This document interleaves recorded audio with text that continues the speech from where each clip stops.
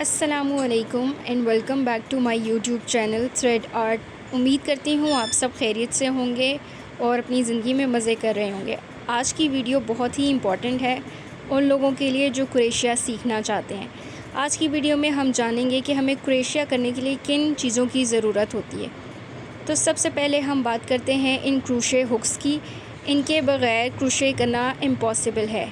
ये different size में आते हैं। मेरे पास साइज़ 2 से लेकर साइज़ 8 तक मौजूद हैं।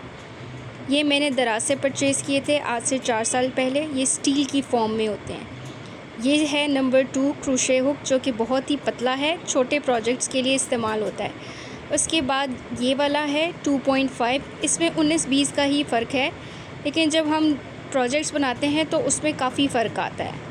लास्ट पे है ये नंबर 8। इससे बड़े साइज़ में भी होता है, लेकिन मेरे पास 2 से लेकर नंबर 8 तक मौजूद है।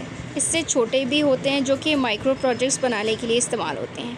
ये भी एक क्रोशे हुक है जो कि 3 mm का है। ये मैंने लोकल मार्केट से परचेज़ किया था, मुझे ये ज़्यादा हैंडी लगता है। इसके अलावा जब मैंने दराज से फ़र्स्ट टाइम थ्रेड्स ऑर्डर किए थे तो साथ ये हुक भी आया था। ये नंबर 2 और नंबर 3 दोनों साथ हैं। इसके अलावा हमें ये स्टिच मार्कर्स की ज़रूरत होती है। स्टिच मार्कर्स का काम ये होता है कि जब हम कोई प्रोजेक्ट बनाते हैं और तो हम उसमें इस्तेमाल करते हैं, ताकि हम ये भूल ना जाएं कि हमने कितने स्टिचेस लिए हैं। फॉर एग्ज़ाम्पल हम इसको ऐसे मार्क कर देते हैं। ये जब आप फर्दर क्रोशे सीखेंगे तो आपको बेहतर समझ आएगा कि स्टिच मार्कर्स कैसे यूज़ किए जाते हैं। इसके अलावा हमें नीडल की ज़रूरत होती है। ये नीडल होती है वूल के क्राफ्ट्स में यूज़ होती है। इनका जो होल होता है वो थोड़ा बड़ा होता है। इसके भी डिफरेंट साइज़ आते हैं, क्योंकि थ्रेड भी डिफरेंट साइज़ का होता है। कोई थिक होता है, कोई पतला होता है, और इनके डिफरेंट साइज़ हैं। ये भी आपको लोकल मार्केट से इजीली अवेलेबल हो जाएंगी। आप देख सकते हैं कि इनके कितने डिफरेंट साइज़ हैं। ये डिफरेंट साइज़ की नीडल्स होती हैं। स्टील की फॉर्म में भी आती हैं और प्लास्टिक के फॉर्म में भी आती हैं। मुझे लगता है स्टील ज़्यादा बेहतर है, प्लास्टिक टूट जाती है। इसके अलावा क्रोशे प्रोजेक्ट्स के लिए हमें किसी भी अच्छी ग्लू की ज़रूरत होती है, और ये वाली ग्लू मुझे बहुत पसंद आई है। ये 150 रुपीज़ की है, जो कि बिल्कुल ख़त्म हो गई है फ़िलहाल। इसके अलावा आपको कुछ प्रोजेक्ट्स जोड़ने के लिए ग्लू गन की भी ज़रूरत पड़ सकती है। ग्लू गन आप कोशिश करें कि अच्छी क्वालिटी की हो, ताकि आपके प्रोजेक्ट्स जो हैं खुले ना। इस तरह से ये ग्लू स्टिक्स आती हैं, ईज़िली मार्केट में अवेलेबल हैं, ये मिल जाती हैं।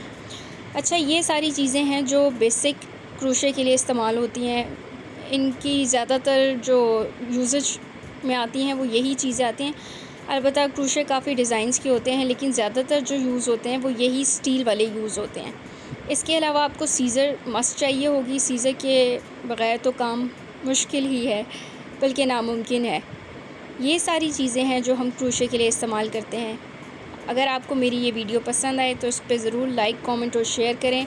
और अगर आप क्रोशे स्टार्ट से सीखना चाहते हैं तो भी मेरे चैनल को फॉलो करें, और मेरी वीडियो पर फ़ीडबैक ज़रूर दें कि आपको वीडियो कैसी लगी। सो अपना ख्याल रखिएगा, फिर मिलते हैं। अल्लाह हाफ़िज़।